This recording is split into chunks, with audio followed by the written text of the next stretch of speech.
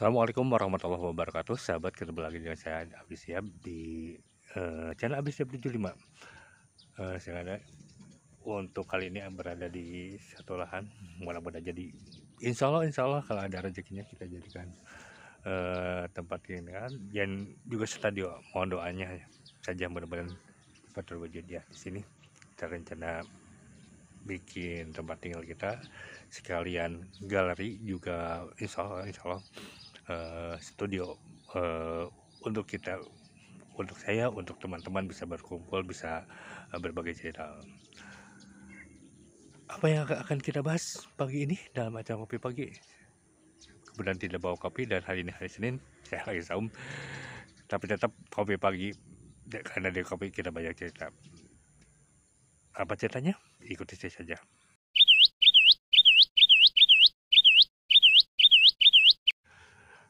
Sahabat, apakah itu legenda, apakah itu cerita tutur atau babad,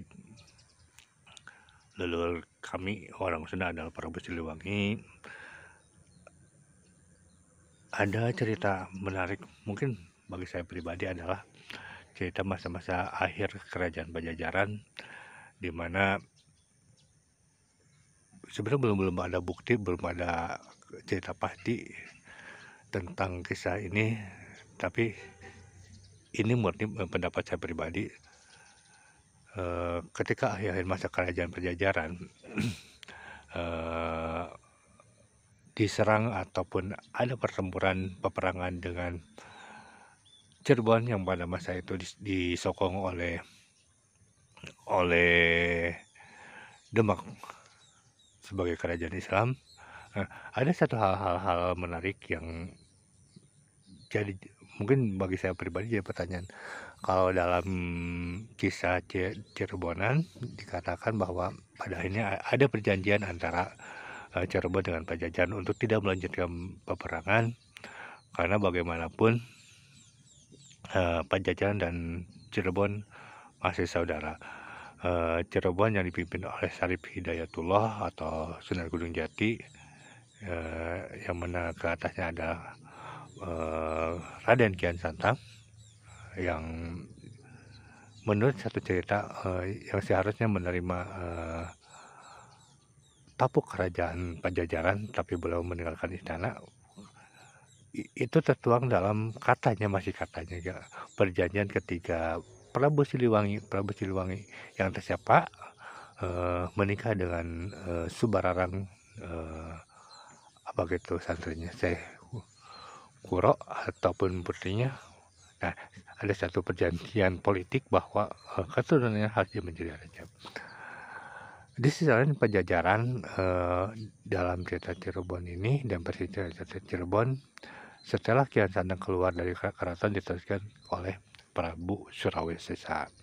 Nah, yang terjadi peperangan antara Cirebon dan Pajajaran dipimpin oleh Surawisesa, saudara tiri Raden Kian Santang. Ya, yang pada akhirnya perang berkesudahan, tidak ada pemenang dan tidak ada yang kalah. Satu sisi dibuat perjanjian tidak akan dilakukan peperangan lagi, di sisi lain kerajaan daerah-daerah yang sudah masuk ke Cirebon tidak bisa ditarik kembali. Namun di sisi lain ada kisah yang berkembang di masyarakat bahwa Prabu Siliwangi dalam tanda petik sebagai ayah Raden Kian Santang dikejar sampai ke Sancang, Garut Sancang, sampai menghilang walau benar ataupun tidak. Nah, yang jadi pertanyaan saya, kalau memang dalam versi lain bahwa Prabu Siliwangi telah mualaf termasuk Islam dengan menikah dengan Subararang, apakah masih diupayakan termasuk Islam? Satu itu. Yang kedua, apakah benar Raden Kian Santang dengan pasukannya dari Demak sampai mengejar ke Sancang, memaksakan kehendak satu, kalau memang sudah Muslim, jadi kontradiktif dengan cerita bahwa Prabu Siliwangi telah Muslim. Di sisi lain,